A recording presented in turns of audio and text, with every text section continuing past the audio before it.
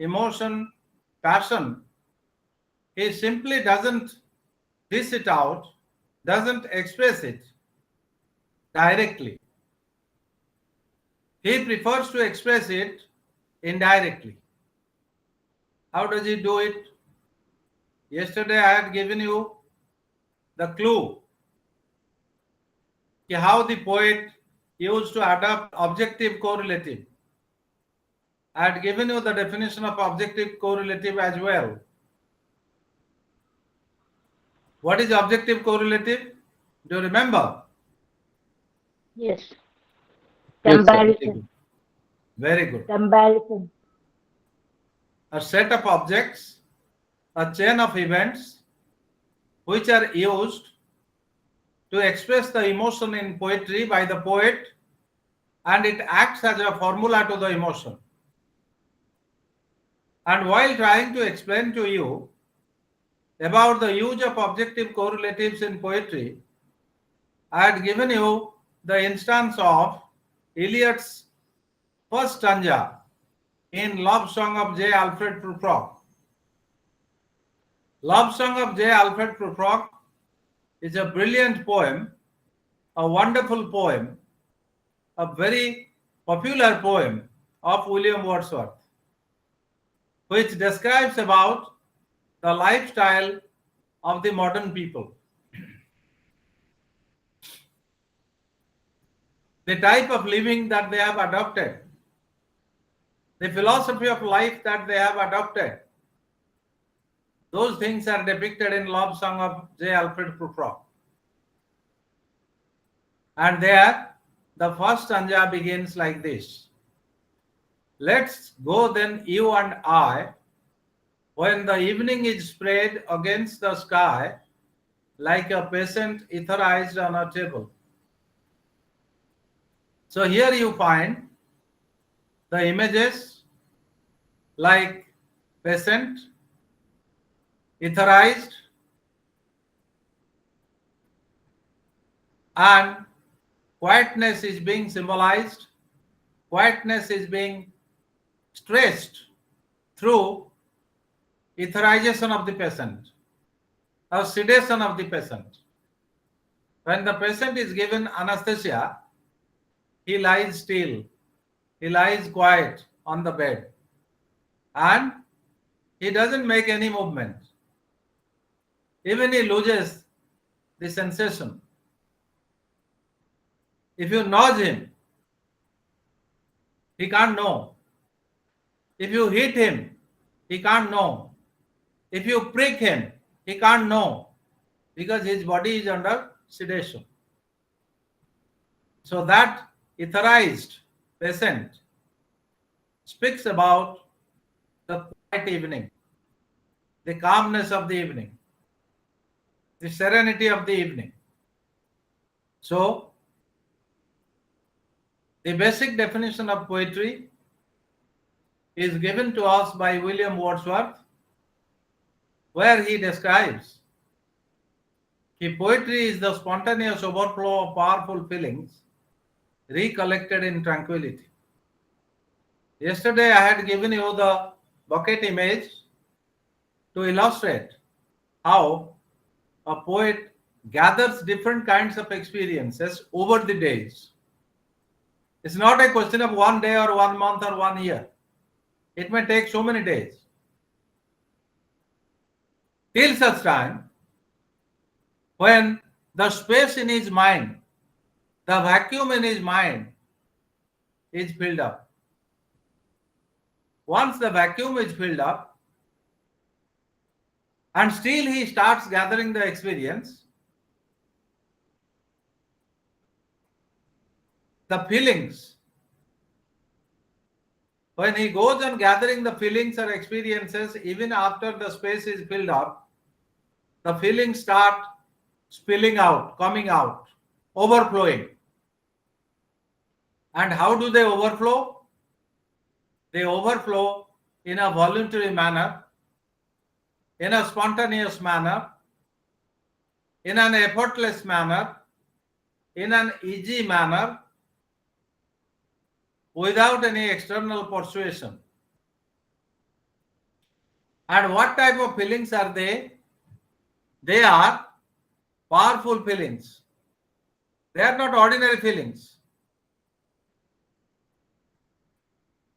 They are not ordinary feelings, I tell you. They are very powerful feelings. And those feelings, they matter. They matter because they have appealed to the heart of the poet. You know, the poet may come across so many types of feelings, but there is no guarantee that all the feelings will be imprinted in his mind. All the feelings will strike him. All the feelings will appeal to him. Only a few feelings will appeal to him. And that is what has happened in case of Wordsworth. As we are going to study the prelude to the study of poetry. What is prelude? The previous status, the previous state. Prelude, the beginning state, the initial state. The state before you start something, that is called prelude. So prelude to the study of poetry is our topic today. It means before we study poetry, what we are supposed to learn, what we are supposed to know, what we are supposed to get accustomed to. That is what we are going to describe today, deal with today. Let's begin with the definition of poetry. So many poets have given so many definitions. Many poets have made attempts to give a very viable, sustainable, tenable, convincing definitions. It's not only Wordsworth who has given the definition of poetry. Of course, Wordsworth's definition is most acceptable definition. As I told you, your mind is like a bucket, and pouring water is like gathering the experience, gathering the feelings. So there, you get to know how the feelings are gathered. As water is being poured into the bucket, similarly, feelings get poured into the mind of the poet. And after it is poured into the mind of the poet, over the days, over the months, the limited space of the mind of the poet is filled up. And once it is filled up, and you start gathering experience, you don't stop in the middle. What would happen? The feelings will start spilling out, overflowing. When the feelings start overflowing, at that time, the poet feels impatient. The poet feels the urge to sit down at a particular place and reminisce, recollect, recount the feelings which he has gathered so far. So after the feelings are overflowing, the poet sits down at a particular place and he makes an attempt to recount, reminisce, recollect the experience, the feelings. And after recollecting them, he tries to organize them in proper order. He tries to synthesize them in proper order. He tries to harmonize them in proper order. He tries to systematize them in proper order. And after systematization, after harmonization, after organization, after synthesization, whatever emerges, that is poetry. That is poetry in a refined form. So poetry in a refined form emerges after the poet organizes, harmonizes, synthesizes, systematizes, serializes the diverse experiences, the diverse feelings. And when the diverse feelings are systematized, refined poetry comes out. This is about Wordsworth, William Wordsworth, the pioneer of Romantic Revival movement, the harbinger of Romantic Revival movement, the precursor of Romantic Revival movement,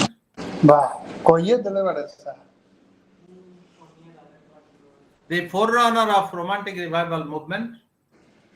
I would request all of you to please mute your microphones. Please mute it. There is disruption of sound. Whenever you are trying to talk, at that time you can unmute yourself. Utkarsh, please mute your microphone. Okay. So, this is about Wordsworth, who made a wonderful attempt, a brilliant attempt, a commendable attempt, a very laudable attempt to give a wonderful, brilliant definition of poetry, very convincing definition of poetry, vis-a-vis the relation between the poet and his emotions, his passions, his ideas, his thoughts. Also vis-a-vis the acceptance of the readers.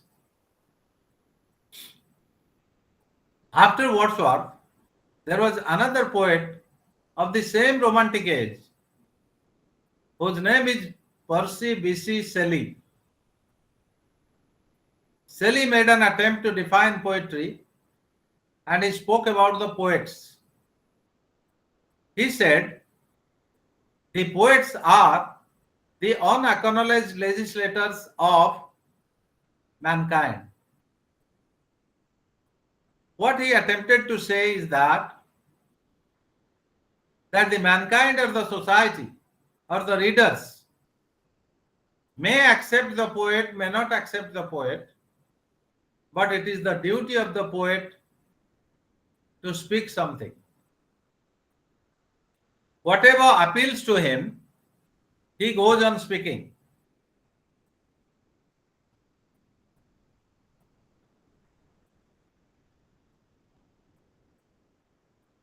He will never mind whosoever accepts him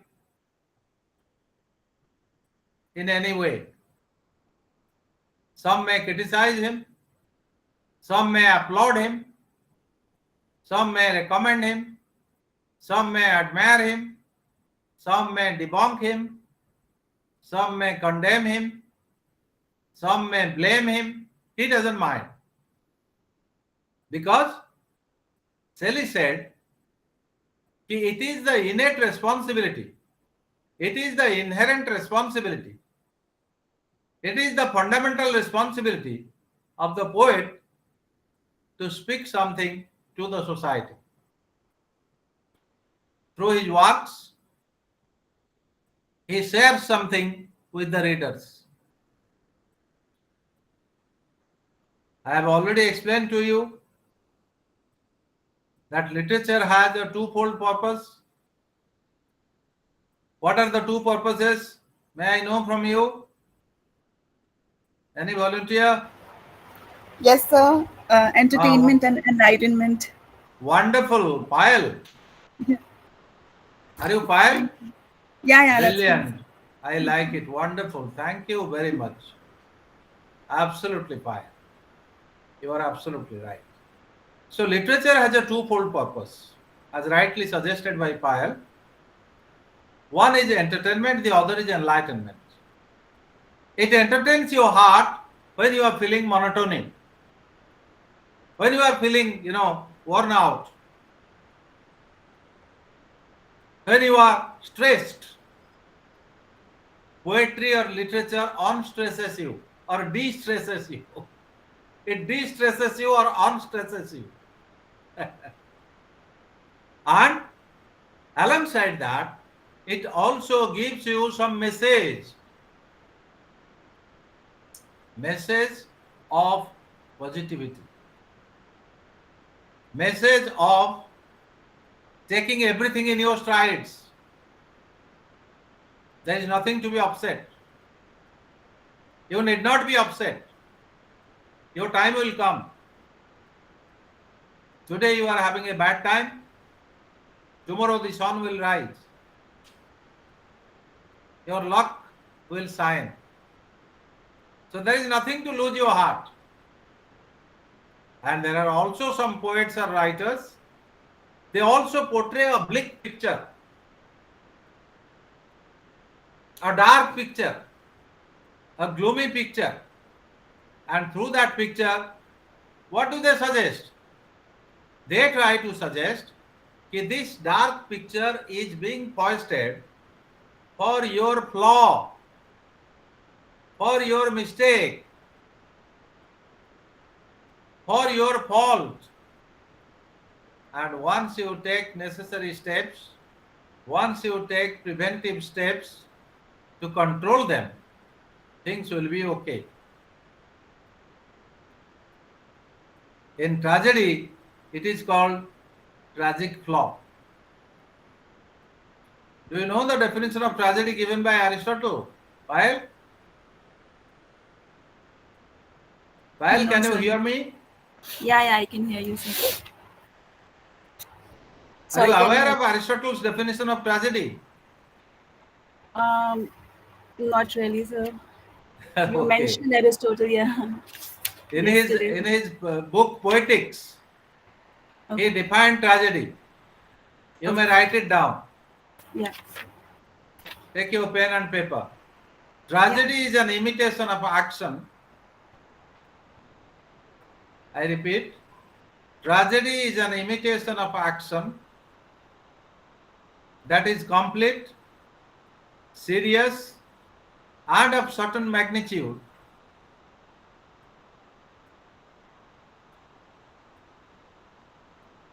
Tragedy is an imitation of action that is complete, serious, and of certain magnitude, comma, embellished in each kind of artistic ornament, embellished, embellished in each kind of artistic ornament, comma, several kinds being found in separate parts of the play, several kinds being found in separate parts of the play, comma, in form of action, not of narrative. In form of action, not of narrative. Bringing about the purgation of emotions. Bringing about the purgation of emotions. Purgation.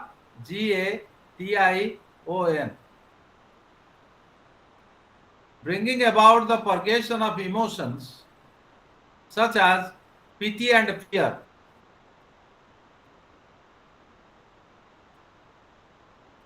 Known as catharsis. Catharsis. Is that clear? Well, are you getting me? Yes, sir. Yes. Okay. Can you repeat Sir. it? I'll repeat it. Okay. Yes. Check back.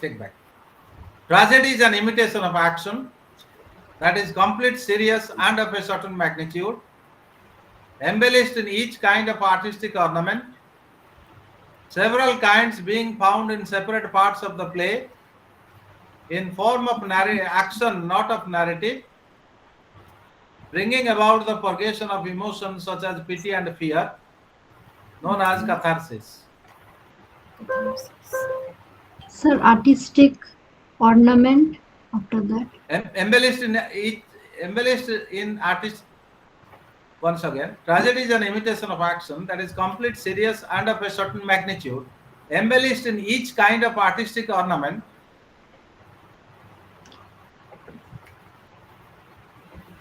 several kinds being found in separate parts of the play,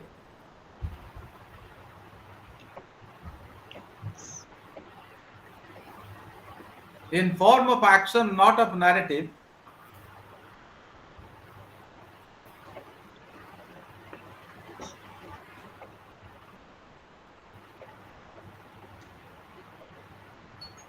bringing about a purgation of emotions such as pity and fear,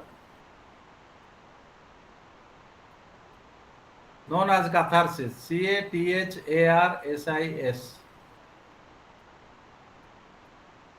Okay.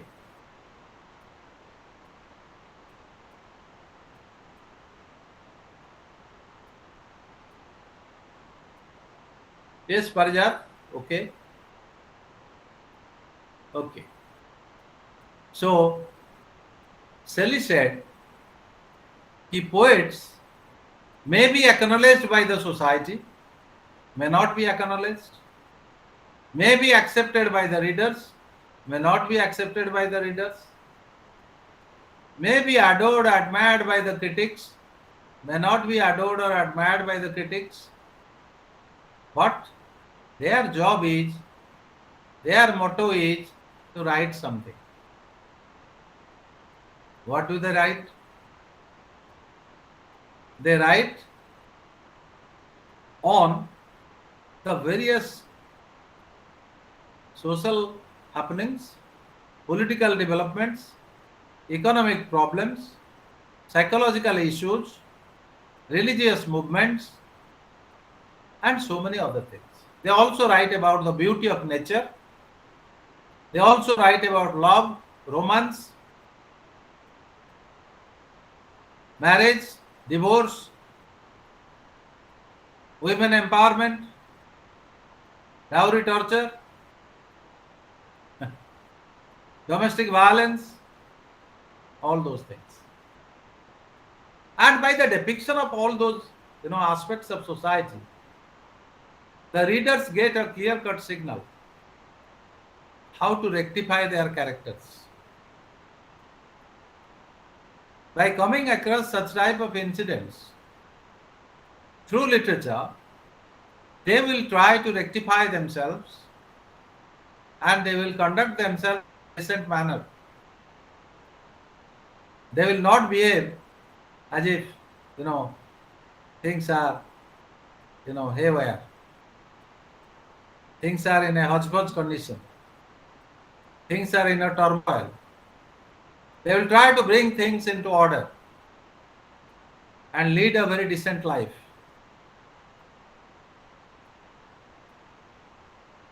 So that is what Shelley meant. The poets are the unacknowledged legislators of mankind. What is the job of a legislator? We all are Indians, and India is the largest democracy of the world. In a democracy, there are three pillars: executive, legislature, and judiciary. The job of legislature is to make rules. The job of executive is to execute those rules.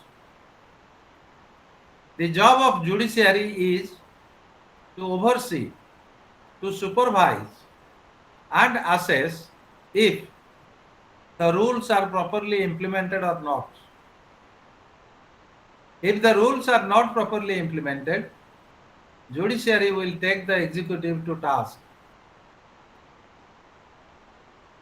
And legislature will also pass resolutions to take executive into task and ask the executive to implement the rules properly well as desirable. So, executive, legislature, and judiciary, they have a very close, cordial, harmonious relationship. So the job of a legislator is to make the law. So Shelley considered the poets as the legislators or lawmakers. Just a minute.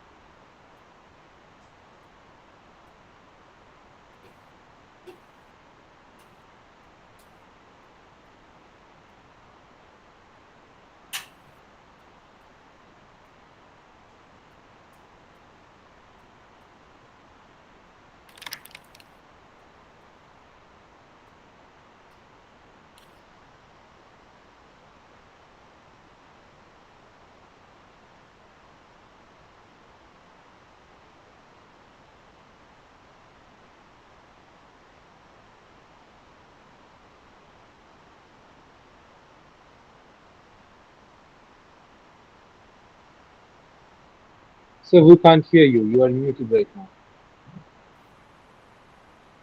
So the job of a legislator is to ensure that whatever rules are being passed in the parliament, in the legislature, those rules need to be implemented in letter and spirit. So as a result, Shelley wanted to say that the job of a poet is like that of a legislator.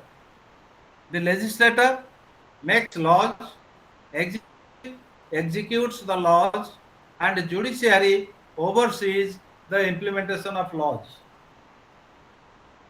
So that's what Shelley made a beautiful attempt to project the poets as the legislators, lawmakers. He realized that the poets can bring about reformation in the society. The poets can enable the readers, the critics, to lead a decent life. Shelley realized that by studying poetry, people will become conscious, people will become very serious, people will also become very particular about certain social, political, economic, psychological, religious, transcendental issues. They will neither become touchy nor will they become cowardly. Rather, they will attempt to face all the challenges of life with strength, vivacity, resilience. They will never be afraid, nor there shall be any mental stress on them. So it is literature which teaches them how to lead life in a decent way. That is how the poet acts as a legislator. And Shelley described him. Shelley projected the poet as a legislator, and the meaning of a legislator is the lawmaker, he who makes the law. While making the law, he used to take into consideration various aspects, and that is done by the poet. So this is the definition given by Shelley. Poets are the unacknowledged legislators of mankind. Then there is another poet, John Keats. He is also a romantic poet. He said, poetry comes to the mind of a poet as naturally as the leaves come to a tree. It said, poetry comes to the mind of a poet as naturally as the leaves come to a tree. When you are sowing a seed, what happens? What does the seed need to sprout into an embryo? The seed obviously needs water, moisture, and a little warmth or a little heat. Yeah. So it is the moisture and the warmth which help the seed to sprout. And after the seed sprouts, what happens? The leaves automatically come. First, two leaves used to appear. After two, so many leaves used to appear. And for that reason, nobody has made any effort. Nobody has motivated the tree to bear leaves. Nobody has given manure or applied any chemical for the leaves to come up. Because it's a natural process. So kids said, leaves come to a tree in a natural manner. It is the play of nature, game of nature, process of nature. See? Similarly, a poet doesn't make any effort to write poetry. The poetic feelings, poetic vision, poetic emotion, imagination, thought, passion, ideas, aberrations, all these things will come to his mind in a natural fashion. He doesn't have to try for it. He need not try for it. They will automatically come. So kids wanted to say that poets are born with poetic talent. Poetic talent is never developed. It is an inborn quality. It is an endemic quality. It is an inherent quality which is integrated with their mind ever since their birth. Nobody tries about it. No effort is necessary. Automatically it comes to their mind. So kids said, poetry comes to the mind of a poet as naturally as the leaves come to a tree. Hope you have understood. When a tree is bearing leaves, the tree is never trying at all. The tree doesn't try to bear leaves. Leaves come automatically. Similarly, a poet never tries to write poetry. The talent of writing poetry is embedded in him, and he doesn't have to try. It will automatically come. If he comes across a beautiful scenery, he will of course describe it in poetic language. What is the poetic language? Poetic language is, as I told you, is a different language, indirect language, language full of images, metaphors, similes, symbols, synecdoches, hyperlage, personification, transport epithet, etc. So now the question arises, what is the basic difference between a poet and an ordinary man? Who can say? It's a question to all of you. What is the difference between a poet and an ordinary man? Yes, sir. Or Should I you call try it? to answer? Yeah, please.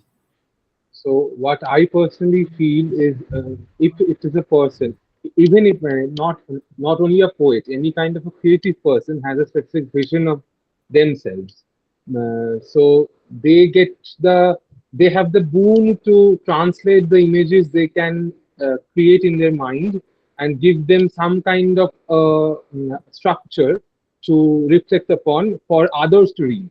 So whatever they whatever they get to translate from their imagination to their pages, maybe that might not be the exact thing that they were trying to replicate, but it is the closest possible replica we can get out of them. And the other people who are devoid of our who don't have that boon of creativity, they get to get a taste of it, even if they are not being showered with the gift of imagination and creativity. So, what is that creativity about? Parijat, you are right. I agree Sir, with is you. it about objective correlative? May I Yes, answer? but yes, Saujanya. So, in Yes, sir. my Is opinion, it about objective correlative? when a normal person says anything, Huh? in my opinion, sir, when a normal person says anything, he structures itself in an identical manner with other persons. But when a poet says a particular thing, he Okay. divides into a number of ways, in a narrative way, in a poetic way, in a lovable way, in a different kind of ways, and it overcomes in his minds. He just splits it out so that the environment and the people at the society, they will also follow that what the poet is trying to speak something about a particular thing in a thousand manner. Okay, partially true, but So may I you didn't try? get my point. Yeah, yeah. Please. So I'll try. So poet is a person who is a deep thinker and is Hmm. also having the ability to express his emotions, feelings in an indirect manner, like you said, poetic language, and that is not Hmm. necessarily done by all the ordinary people. Ordinary man can understand the feelings but may not be able to express it the way a poet can do. Okay. Jaya. Yes, sir. Okay, thank you very much.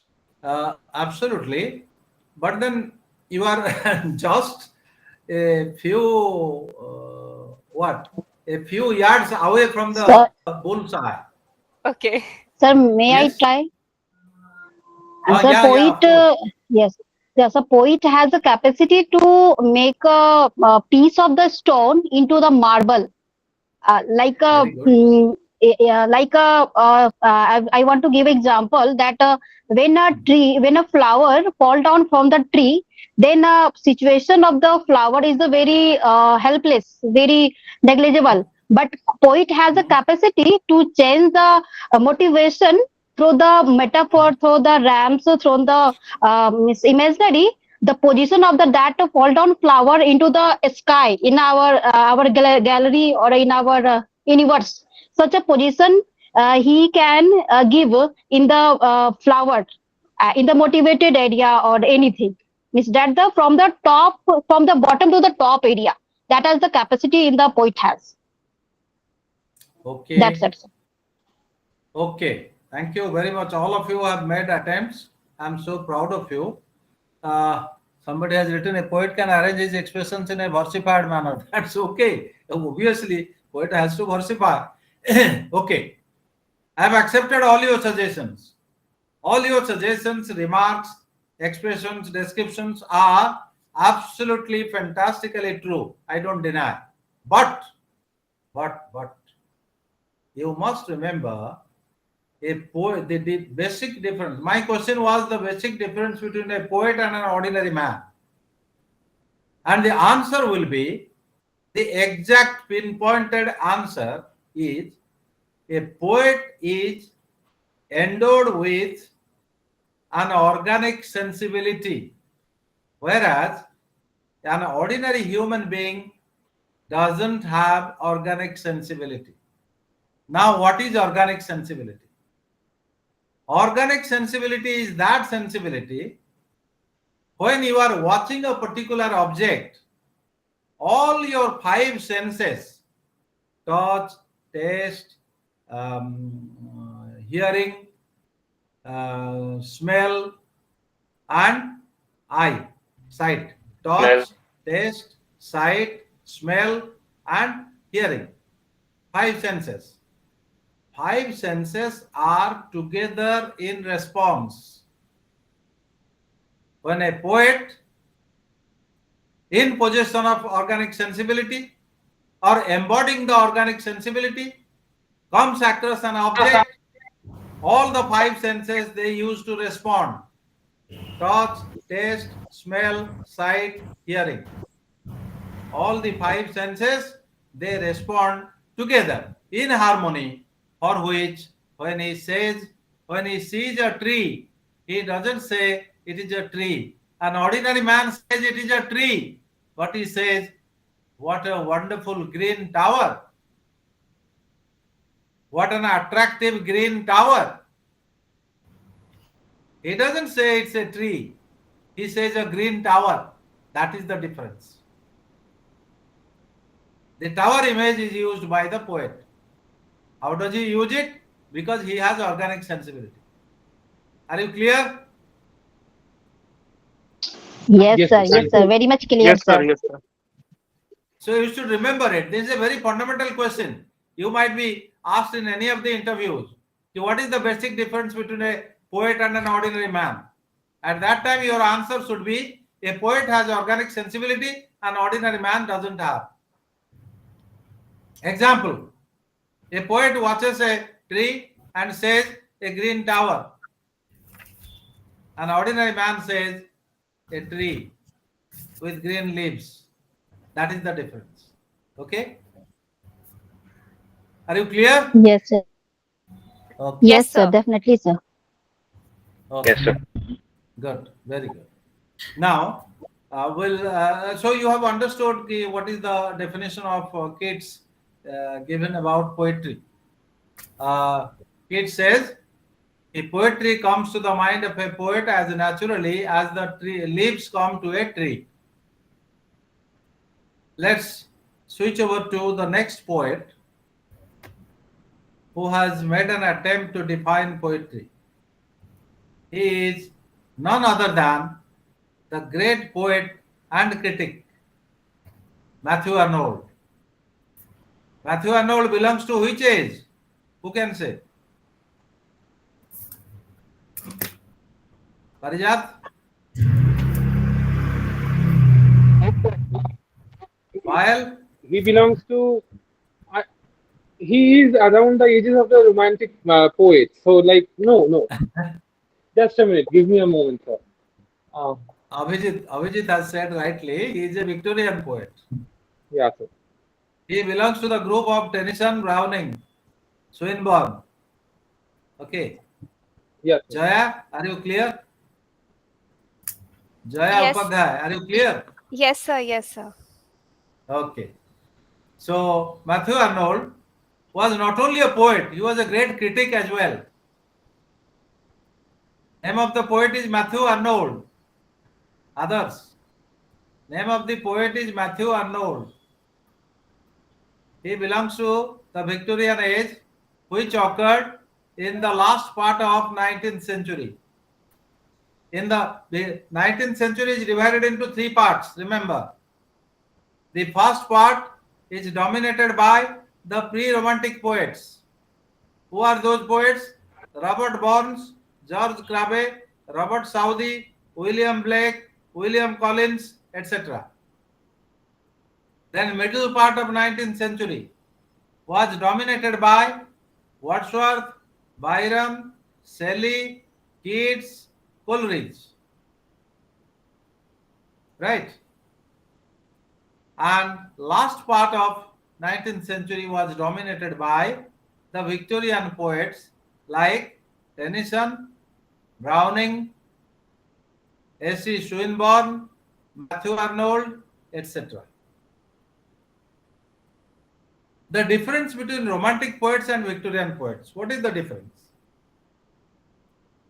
Just make a wild guess. Who can say? Their works were much more impacted by the expansion of the knowledge and horizon they were experiencing in the British Empire itself. If we can take the example of Whose knowledge? in the Parijat, who? Victorian, yes, sir. What I mean to say is in the Victorian period, as they won the Spanish War and they looted all the treasures from there, and then they use them to flourish in all the aspects, be it culturally, be it industrially. In that case, when people were being sent off to discover new places through the sea or sea routes, that was kind of impacted. That those things kind of impacted that spread of knowledge impacted their what should I say, point of view of how they were writing their pieces or how they were perceiving their realities. So in the when we are talking about the romantic poets or the romantic period, those those writings are almost like they have sublimate, some sense of sublimity in it. But when we come to the poets who have written in the Victorian period, yes, there are certain elements. We can't say that from one age to another everything gets deferred, but there are certain infusions which are. I am being specific because I haven't read everything from the Victorian age. I have read Ulysses by Tennyson. I have read Lotus Eaters by Tennyson. So, what in those poems we can see the images of the a character who wants to achieve more. The person as an individual gets highlighted a lot. If we be very sincere about the main characters of those writings or those poems, the characters are emphasizing the importance of not limiting yourself in a specific boundary to challenge all the constraints or the conventional beliefs, which are not necessarily the cases we see in the romantic period. Right now, this is what comes to my mind. So that's also. Okay, That PPT you are program. you are right, Parija. But the basic thing you have avoided, I mean, you have ignored or you have glossed over. The basic difference is the romantic poets are relying on emotion and imagination. The Victorians were more concerned with the reality. And towards the end of 19th century, science has already made progress. So the scientific outlook has developed. They had courage, they had stamina after the defeat of Spanish Armada. And there was a kind of conflict between mysticism, religious mysticism, and scientific temper. What does religion believe? Religious dogmas talk about certain theoretical things, but science believes in practical things. Science believes in three things: experiment, observation, and conclusion. But religious dogma believes in trust, belief, blind allegiance, superstition. Have you heard of Friedrich Nietzsche, the German philosopher? Yes, sir. Yes, sir. Yes, sir. I have. Have you read his most popular book, the book which revolutionized the world of philosophy? No, Have you heard of it?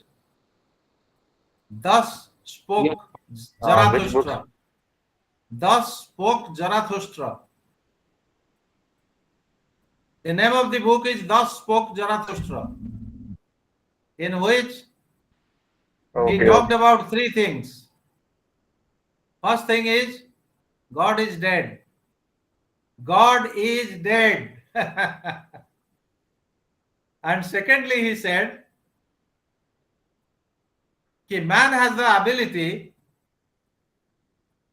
to become Ubermensch or Superman.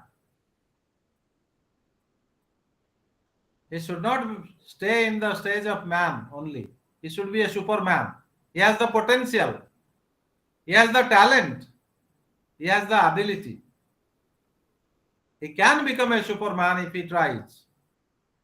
And thirdly, he said, will to power. as we believe, where there is a will, there is a way. If you have will, you can assume power. In your case, you are studying post-graduation in English. If you have will to learn properly, you can achieve the pinnacle of glory. You can come out with flying colors.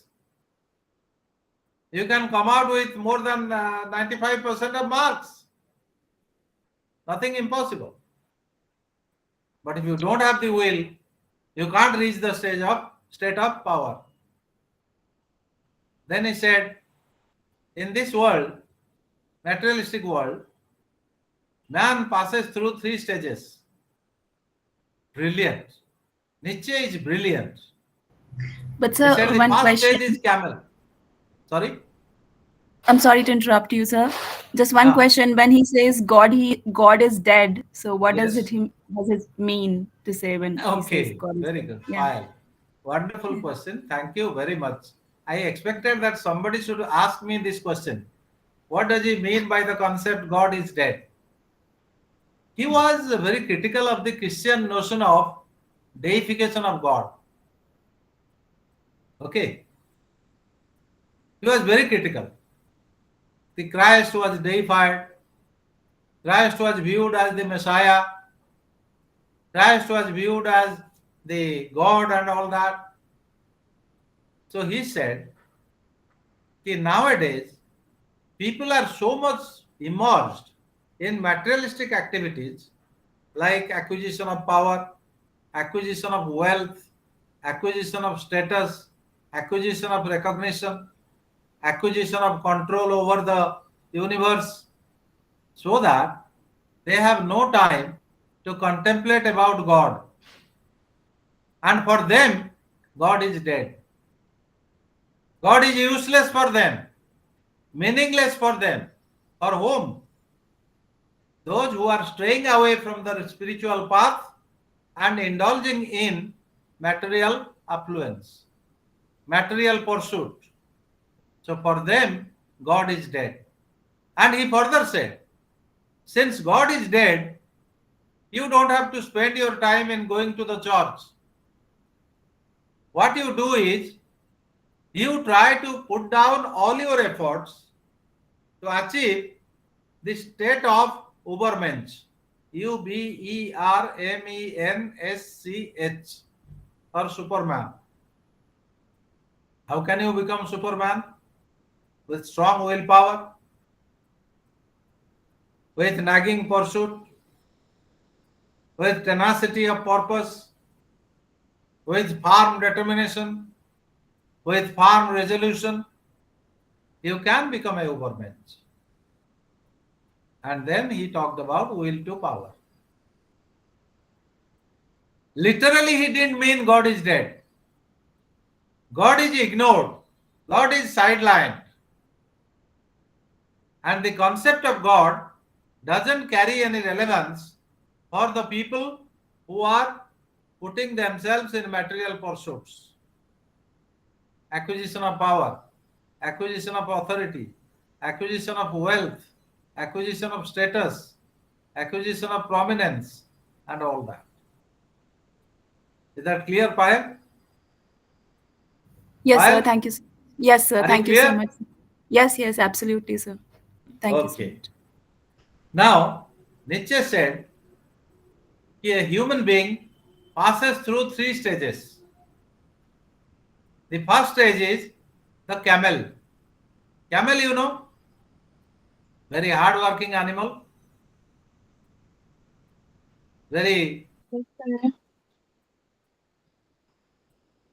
tolerant animal, an animal who can walk down long distances in the desert, who can go without food and water for days together, where there is a hump on his back, and that hump he used to store food and water, and from that hump he used to collect that food and maintain himself, sustain himself. So in the initial stage, man without making any complaint, bears or tolerates all kinds of torture, all kinds of pressure, all kinds of responsibilities. He doesn't open his mouth.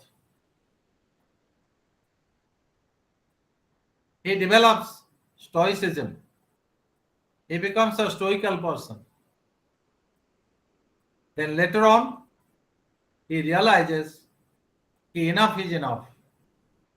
I have tolerated so much. And what have I got in return? For those children for whom I was trying, are they showing any gratitude to me? Rather, the children are telling, ki Papa, it was your duty to nurture us, look after us, bring us up, give money for our studies, give us food, give us clothes. That is part of your duty. Because you are the father and you are the head of the family. So the same man becomes a lion. The man who was passing through the stage of camel becomes a lion. How does a lion behave? Lion is very, carefree, courageous, strong, determined, arrogant, never cares for anything, confident. Then he behaves in a very confident and courageous manner, in a strong and vivacious manner, doesn't care for anything. And finally, the stage of the child comes. Why a child? What does a child do? In this connection, let me remind you of John Locke, the British philosopher, the eminent British philosopher John Locke, who said, a human mind or a child's mind is like a tabula rasa. What is a tabula rasa? Clean Blank slate. slate. Yeah, blank slate or clean slate. It gets dotted as the child grows up. Because the child comes across the evil influences of the society. The parents used to misguide him. They tell him, you go there, don't go there. Mix with him, don't mix with him. He is a good man, he is a bad man. This is ours, that is theirs. So such type of parochial and narrow things are put into his mind. As a result, his mind gets polluted. And he is not, nurtured properly. So when Nietzsche says, the third stage is the stage of a child, as a child recreates himself, starts afresh.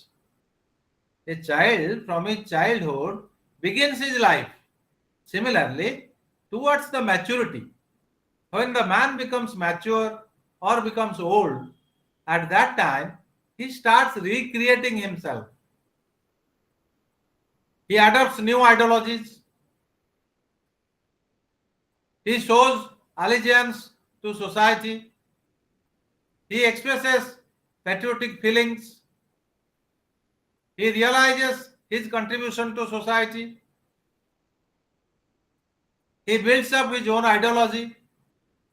Whatever previous ideologies he was having, he used to shed them or reject them and adopt new ideologies which will be very much, adorable, admirable, commendable, praiseworthy by others.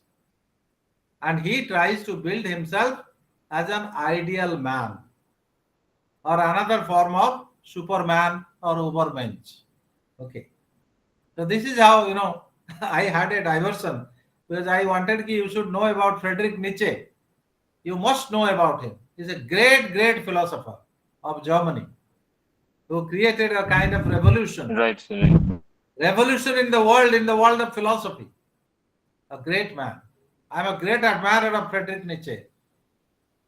Now, our next poet Oh, is Matthew Arnold, as we are talking about. Matthew Arnold said he made an attempt, like others, to define poetry. And do you know how did he define poetry? His definition is very different. He said, poetry is the criticism of life. Poetry is the criticism of life. What does it mean? It means poetry is realistic. Poetry keeps in touch with the real nuances, the subtleties of human character, and exposes his follies and foibles, his drawbacks and shortcomings, attempts to advise him to conduct properly, to rectify his bad qualities, to reform his conduct, to make his life worthwhile.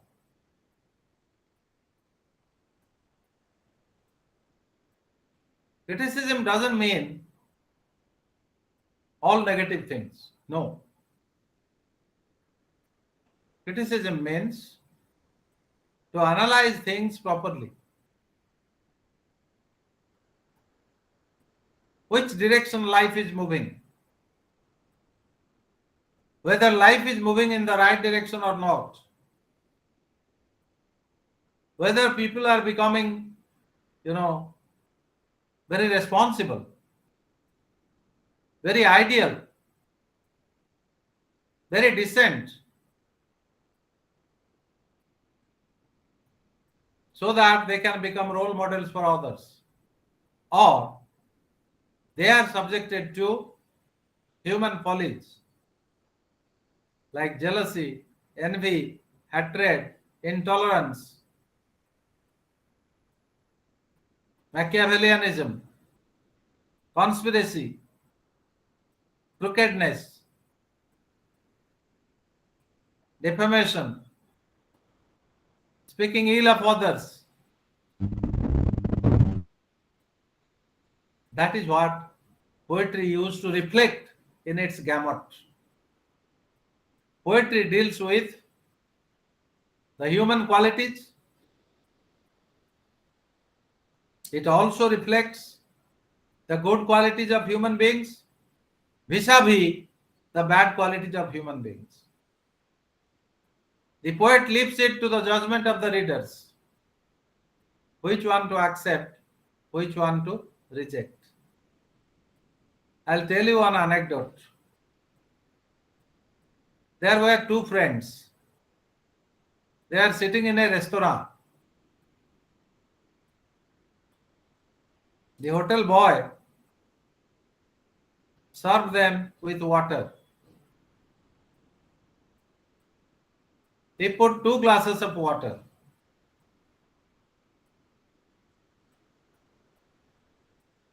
And one glass was half drunk by one of the friends. Then the same friend asked, he tell me, what do you find here? The other friend said, the glass is half empty.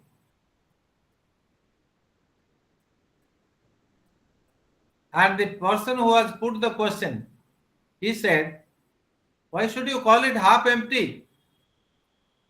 I find it filled with half of it, half of the glass is filled with water. It is half filled with water. Did you notice any difference? Did you notice any difference in the expression of the two friends? Yes, sir. Yes, What sir, is the difference of point One. of view. One is difference of? positive and one is negative. Absolutely, Positive and negative. absolutely, absolutely. Negative person said half empty. Positive person said half filled up. That is the difference. And that is the difference that is being dealt with by the poet. The characteristic features of the human beings are delineated, are presented, are depicted in poetry by the poet. If you study poetry, you will get the criticism of life. I would recommend you to read a poem of H.W. Longfellow, The Psalm of Life, which I have given it in class 12 course. I have written the book of class 10, say class 12. In Odisha, we call it plus 2. Plus 2 syllabus, I have given this poem, The Psalm of Life, PSALM, Psalm of Life, by H.W. Longfellow. It's a philosophical poem with some spiritual essence. So, T.S. Eliot in the Westland said, this is a dead land, this is a cactus land. There are heaps of broken images. In another poem, Hollow Men said, we are the hollow men, we are the stuffed men. Our headpieces are filled with straw. Means we have no creativity. We are blockheads. We are dunces. We can't do anything. We are completely useless, thoroughly useless. Yeah, Psalm of Life by H.W. Longfellow. Sorry. Same Eliot said, time present and time past are both perhaps present in time future. If time future is contained in time past, all time is unredeemable. These are the lines, opening lines of 4 quartets. This also speaks about the movement of time. How past, present, and future is like a continuum. Whatever is present today, tomorrow it becomes past. Whatever is past, day after tomorrow, it may come as the present. And whatever is future that appears today, tomorrow it may become present. So past, present, and future, it is like a circle. It moves in a wheel of time. So one should be very much conscious of the movement of time, and once the time is past, that time cannot be retrieved. You have lost it. Because a human being is born for a limited period of time.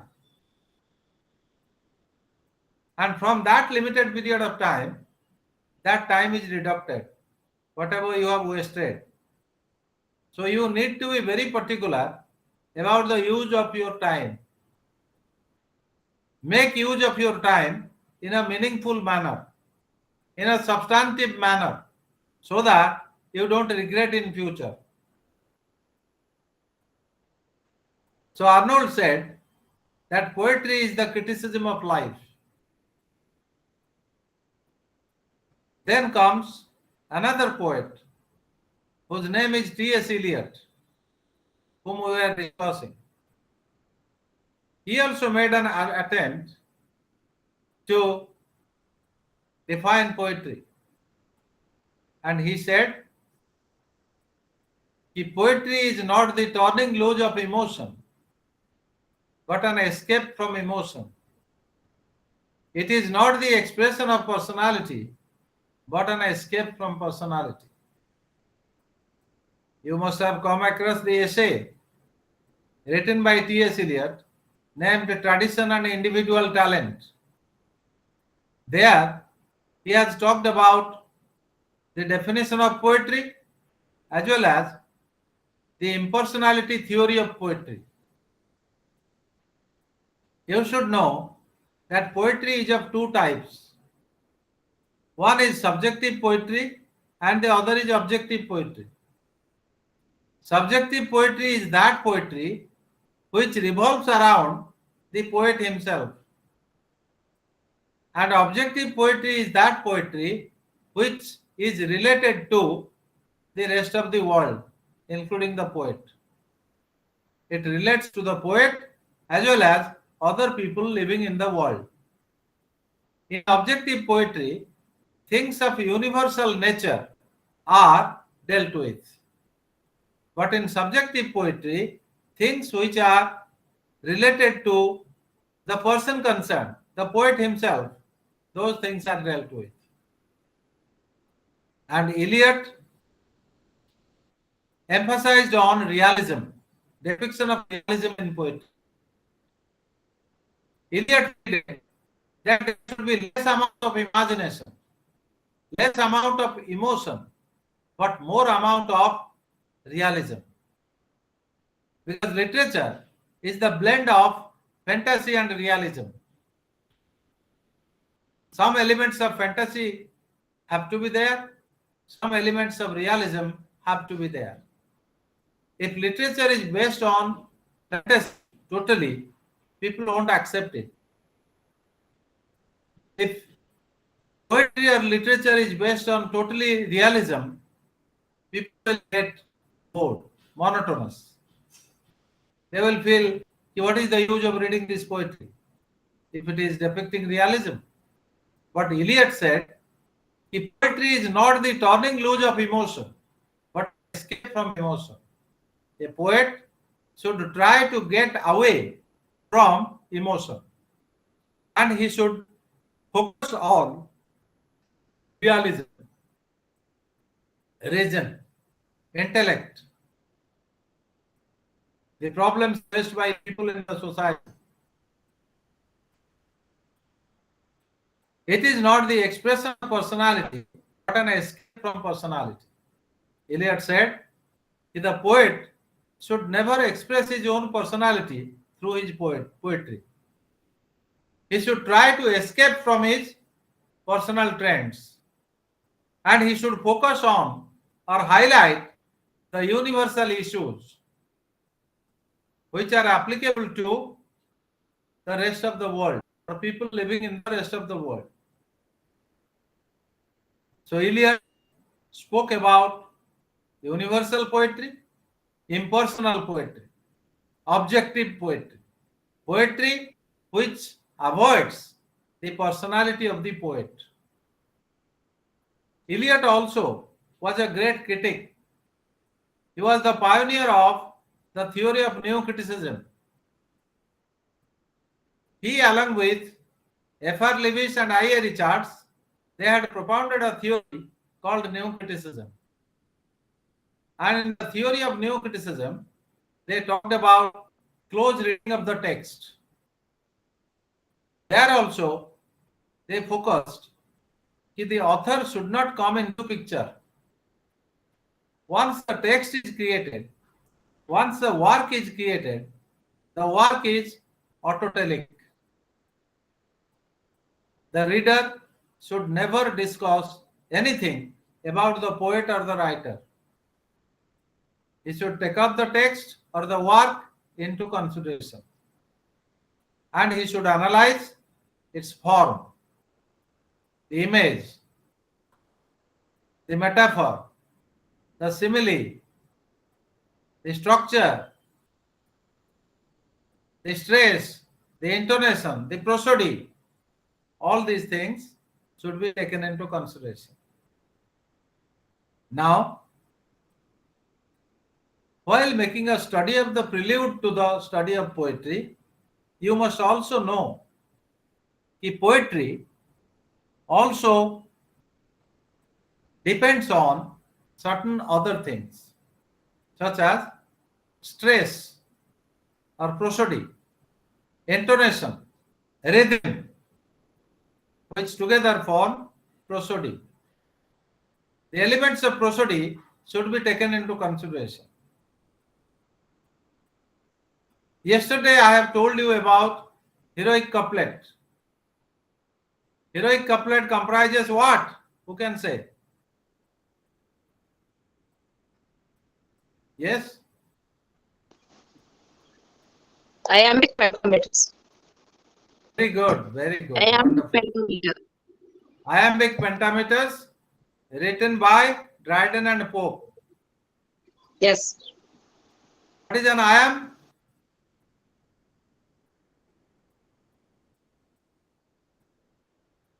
A short An syllable iambic followed by a long syllable. Similarly, in poetry we find iambs and trochees. Trochee is a long syllable followed by a short syllable. Okay. Then you have pyric and spondy. Pyric are two unstressed syllables, two short syllables. Pyrric. Pyric.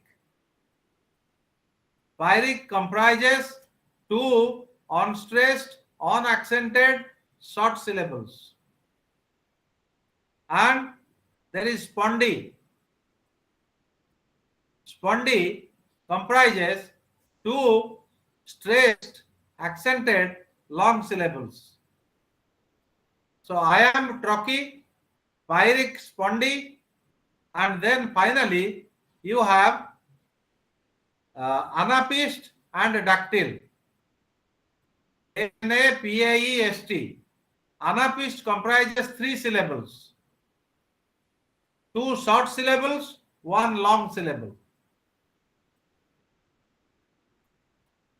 And dactyl comprises two long syllables, one short syllable, just the opposite. So remember, iamb comprises one short syllable, one long syllable. Trochee comprises one long syllable, one short syllable.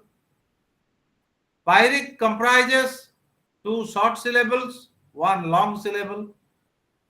Sorry, pyric comprises two short syllables, two short syllables.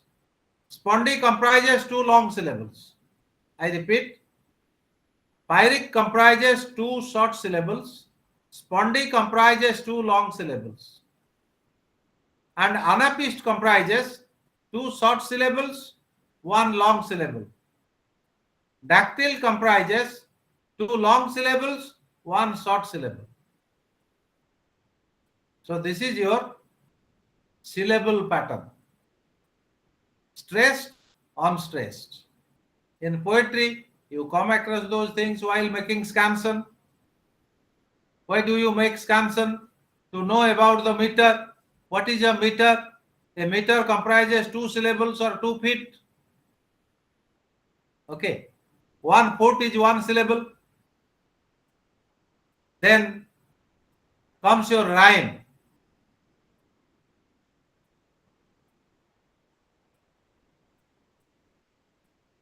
Presume not God to scan, proper study of mankind is man. This is written by Pope, Alexander Pope, the neoclassical poet, the Augustan poet. Look at the rhyme. Presume not God to scan, proper study of mankind is man. So in the upper line, first line, scan, and in the second line, man. Scan, man. Presume not God to scan, proper study of mankind is man. This is called rhyme. So first line, the last word or the last syllable of the first line is rhyming with the last syllable of the second line. This is called rhyme. So rhythm and intonation. What is intonation? Intonation is the rise and fall of the sound. Say, for example, we say, resume not God to scan. Proper study of mankind is man. Is man. So while saying man, the voice falls. And while saying proper study of mankind is, voice is off. So this is called intonation, the rise and fall of the voice. Okay. The rise and fall of the stress. Now, let's come to the classification of poetry. How do you put poetry into different categories? There are various categories of poetry, such as lyric, sonnet, elegy, ode, idyll, epic, ballad. Remember or note down. Lyric, sonnet, ode, ode, ode, elegy, idyll, epic, ballad. Now, what is a lyric? Lyric Sir, is a what was short last one? Can you please repeat? ballad, ballad, B-A-L-L-A-D. Okay. Okay. Ballad. I repeat once again the whole thing. Lyric, L-Y-R-I-C. Sonnet, S-O-N-N-E-T. Ode, O-D-E. Elegy, E-L-E-G-Y. Idyll, I-D-Y-L-L. Epic, E-P-I-C. Ballad, B-A-L-L-A-D. Now, what is a lyric? Lyric is a short, simple, lucid poem. Very pleasant to read and easy to understand. It is not a very long poem. It's a very short, simple, lucid, intelligible poem with good music and good rhythm. Then comes your sonnet. Sonnet is a poem comprising 14 lines. Sonnet owes its origin to Italy. The Italian poet Petrarch invented the concept of sonnet. He wrote sonnet by dividing it into two parts. The first part is known as octave, O-C-T-A-V-E, and the second part is known as sestet, S-E-S-T-E-T. 14 lines, but divided into two parts or two stanzas. The first part comprises 8 lines, and the second part comprises 6 lines. The 8-part line is known as octave, O-C-T-A-V-E, and the 6-part line is known as 6-line part is known as sestet, S-E-S-T-E-T. After the end of the octave, there is a pause known as caesura, C-A-E-S-U-R-A, caesura. And after that, there is a turn in the thought. whatever thought was described or depicted in the upper 8 lines, there is a slight turn in the thought when the sestet begins. And the turn in the thought is known as volta, V-O-L-T-A. Then the 6 lines start. And the Petrarchan sonnet ends after 14 lines.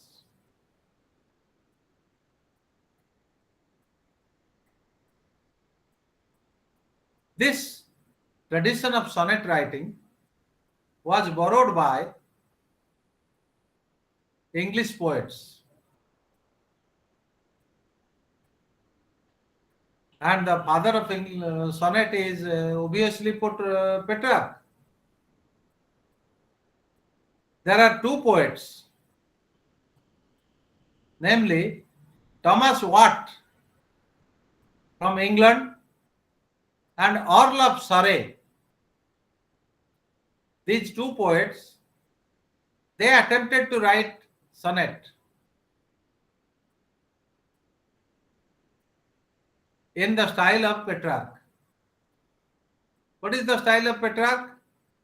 The Petrarchan style is to divide the sonnet into 2 parts, octave and sestet. Octave comprises 8 lines. After the completion of 8 lines, there is a pause, which is known as caesura, followed by volta or a turn in thought. Then the 6 lines are written. Now in England, Thomas Watt and Orlov Surrey, they continued the tradition of Petrarchan sonnet in England. Till such time, Shakespeare began to write sonnets. Orlov Surrey and Thomas Watt, they also wrote in the similar style, like that of Petrarch. They divided their sonnets into 2 parts, octave and sestet. After the end of the octave, there is caesura, followed by volta, followed by 6 lines of sestet. But when Shakespeare attempted to write sonnets, Shakespeare has written 154 sonnets. And he wrote in a different style, in a different model. His model is, he divided the sonnet into 4 parts. First 3 stanzas comprised 4 lines each. And each stanza comprising 4 lines is called a quatrain. So 4 lines each, 3 stanzas, 4 into 3, 12 lines. And the last is a couplet comprising 2 lines. So 3 quatrains and 1 couplet. That was the style of Shakespeare. And his rhyme scheme is A, B, C, D, A, B, C, D, E, F, E, F, G, G. So this is how Shakespeare wrote 154 sonnets. And next comes your elegy. Elegy is a poem written in honor of somebody mourning his death. It is a sad poem comprising the lamentation about the death of somebody. There is no hard and fast rule how long should be the elegy. It depends on the poet how to write elegy. He must give vent to his thoughts, and there is no moratorium. There is no restriction about the lines and all that. Then comes your ode. An ode is a serious and dignified composition. Very serious composition, a dignified composition. It is almost always in rhyme, and it is written in commemoration of a near and dear one. You are missing somebody. Somebody is away from you, your friend, your beloved, a person who was very much sought after. He has gone away from you. You remember his association, his friendship, his goodwill, his bonhomie, his friendship, his commitment, his love, his compassion, his attachment to you, and you write an ode. Then comes an idyll. An idyll is a short poem which usually describes the positive and beautiful aspects of a landscape, a scenery, a human being, a group, a place, etc. Then comes your epic. Epic is a long poem written with a grand style and elevated language. Language is elevated, dignified, and very high-flown language. In English literature, you have epics like Paradise Lost, Paradise Regained, written by John Milton. In Greek literature, you have epics like Iliad and Odyssey.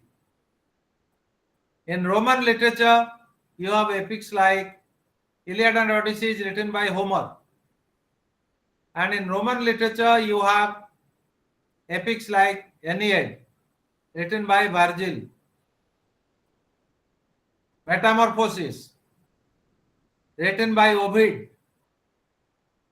And in Indian literature, you have the Ramayana, the Mahabharata. These are the epics. Ramayana is written by Valmiki and Mahabharata is written by Vedavyas. Then comes your ballad. Ballad is a long poem, especially it is recited, sung. It is sung to the accompaniment of a musical instrument, especially harmonium, piano, etc.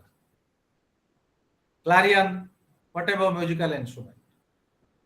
And the singers used to move from one place to another and they go on singing it. So ballad is also a poem which is sung to the accompaniment of music and people appreciate it and enjoy it. So this is all about your types of poems. Rhyme of the Ancient Mariner. Yes, Rhyme of the Ancient Mariner is a ballad. Ballad of Father Gilligan. There is a poem called Ballad of Father Gilligan. Okay. So this is how the prelude to the study of poetry. In this connection, I would like to draw your attention to the prelude poem written by William Wordsworth. The prelude poem highlights or focuses on the growth of a poet.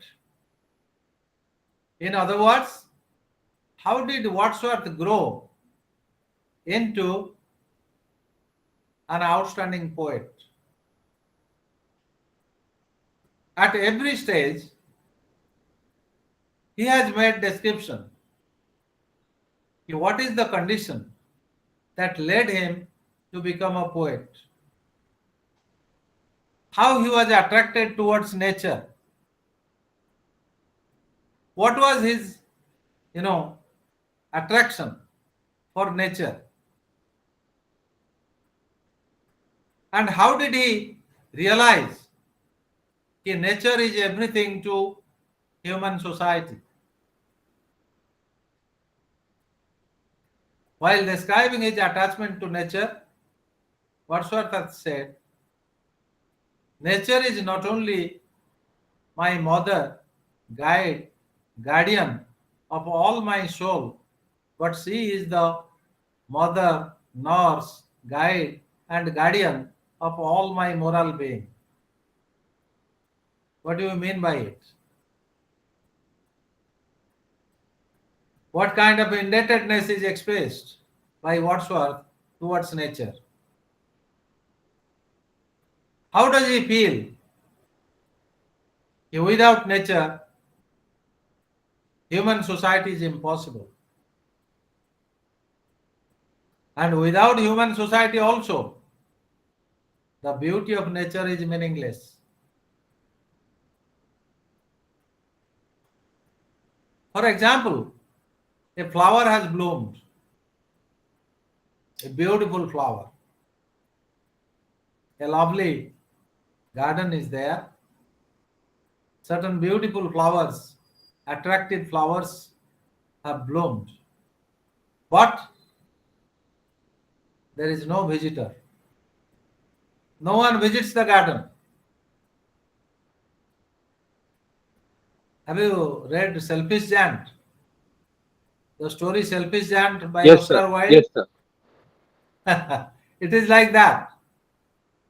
That the children used to play in the garden of the Selfish Giant. One day he, noticed it and erected very big and long walls, high walls across the garden to prevent the entry of the children. So the children went there and came back disappointed. And what happened?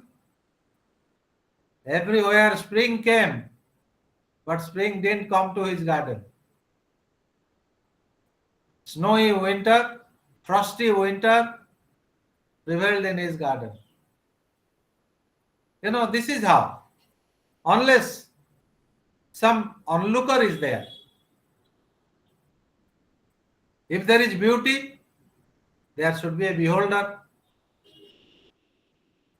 Because it is said, beauty lies in the eyes of a beholder. It is the beholder, the observer, who can enjoy the beauty.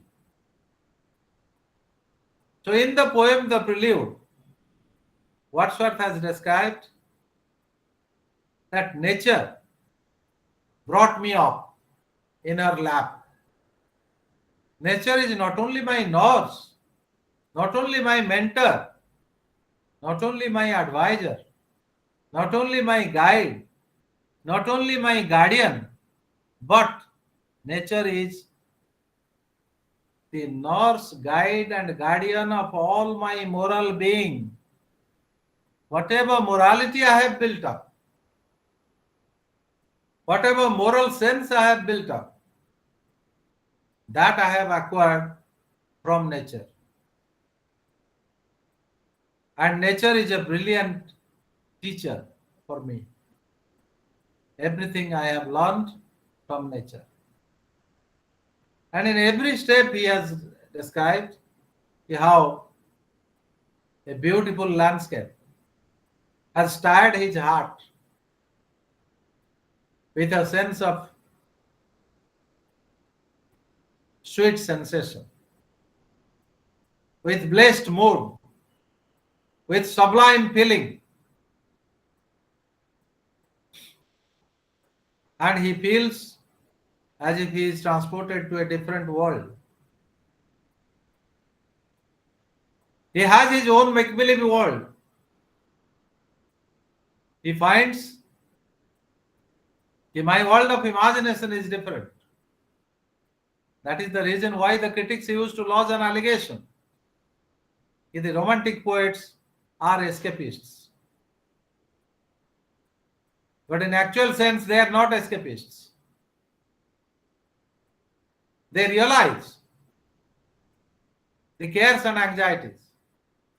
They undertake responsibilities. But at the same time, they also reflect the worries and anxieties, sorrows and sufferings agonies and anguishes, threat and fever, trials and tribulations of human life. Wordsworth grew up in the midst of nature. He was born in Cockermouth and he made frequent visits to the riverbank Wye, to different places with very attractive, mesmerizing, scintillating landscapes, gathers experience, owes his allegiance to nature, and speaks unhesitatingly.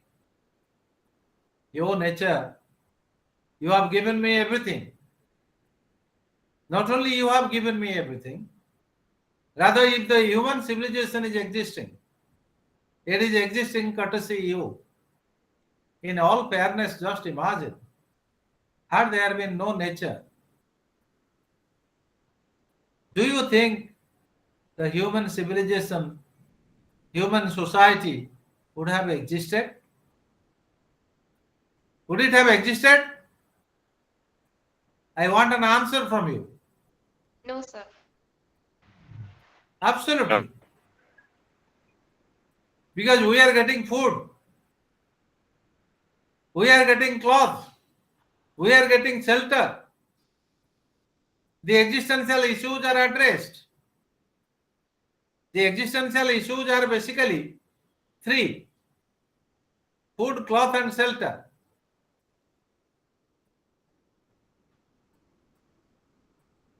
Jean-Paul Sartre, the philosopher, existential philosopher, Jean-Paul Sartre, he said, "The existence comes before essence.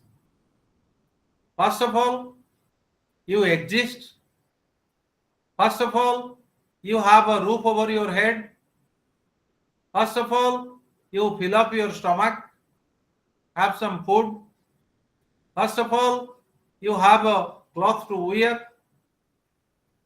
Then only you go out and try to prove your talent, your essence, your potential, your ability, your efficiency, your competence. If you don't have food, if you are hungry, can you sit down for IGNOU class, IGNOU online counseling class? You cannot, because that's a biological basic problem. Man needs food for his survival. Man needs cloth to have a decent look, to hide his shame. Man needs shelter to get protection from sun and rain. Man needs protection from the incursion of thieves, hooligans, dacoits. So he needs a house. So Jean-Paul Sartre said, the existential issues need to be addressed fast.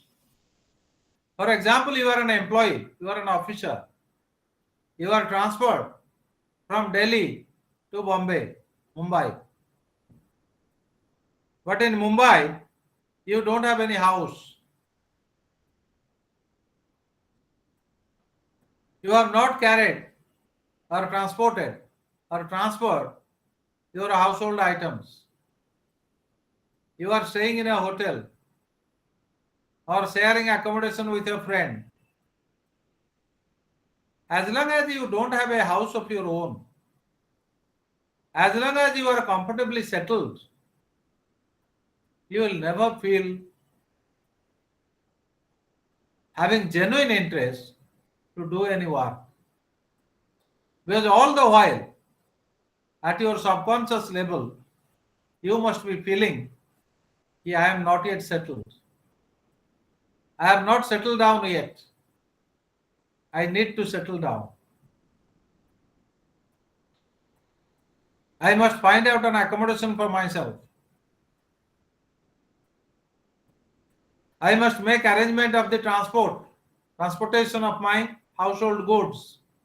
I must get my family with me. Then only I will be comfortable to deal with my official responsibilities.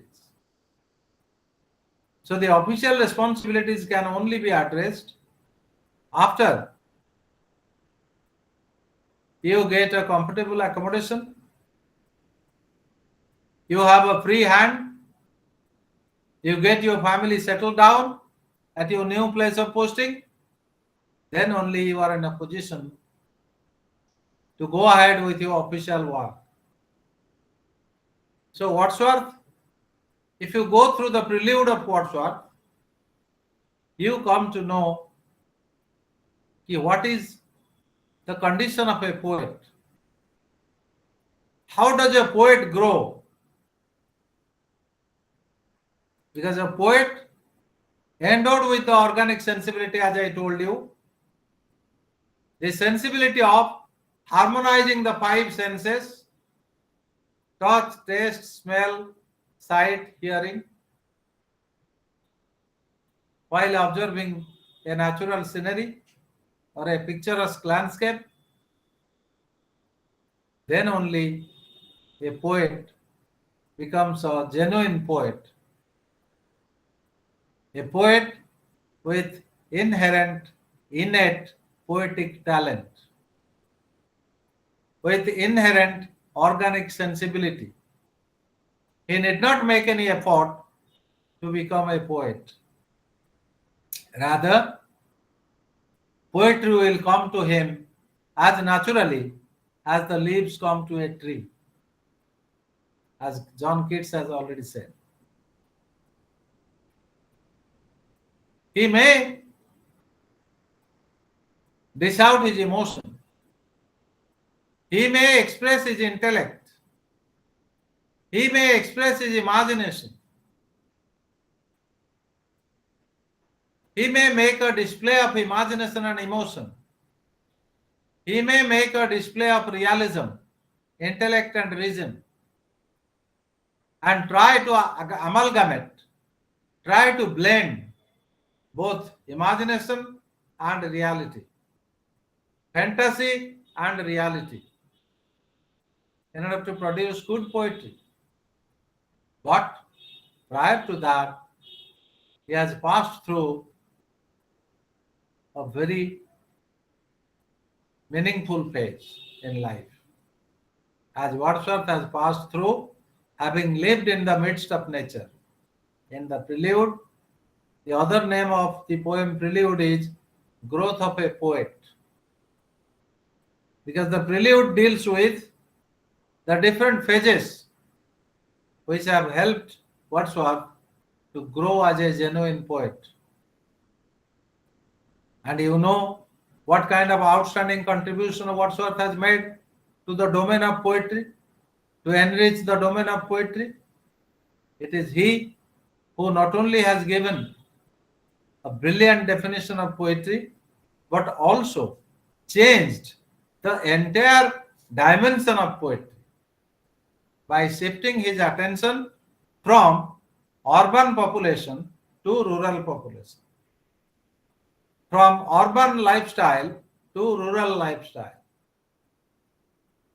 from din and bustle of city life to calm and quietness of rural life, to flora and fauna of nature, to scenic and picturesque beauty of nature, to rivers, mountains, fountains, rivulets, hills, and landscapes of nature, paddy fields, mango groves, the melodious sound of the birds, chirping of birds, all those things, they have attracted his attention. And that is Wordsworth.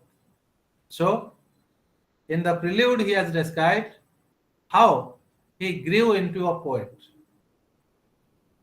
And as I told you, prelude to the study of poetry expects you to know certain fundamental aspects of poetry, such as definition of poetry, the elements of poetry, the types of poetry, classification of poetry, and how the prosodic elements like meter, stress, syllable, feet, scansion, rhyme, rhythm, all those things, they matter in poetry, and how different types of poetry, sonnet commands a different kind of place, how sonnet owes its origin to Italian poet Petrarch, which was carried forward by Thomas Watt and Orloff Surrey in England, and how it was further carried forward by William Shakespeare. William Shakespeare wrote sonnet by 3 quatrains, Quatrains, 3 quatrains and 1 couplet, 3 into 4, 12, and 1 couplet 2, 12 plus 2, 14.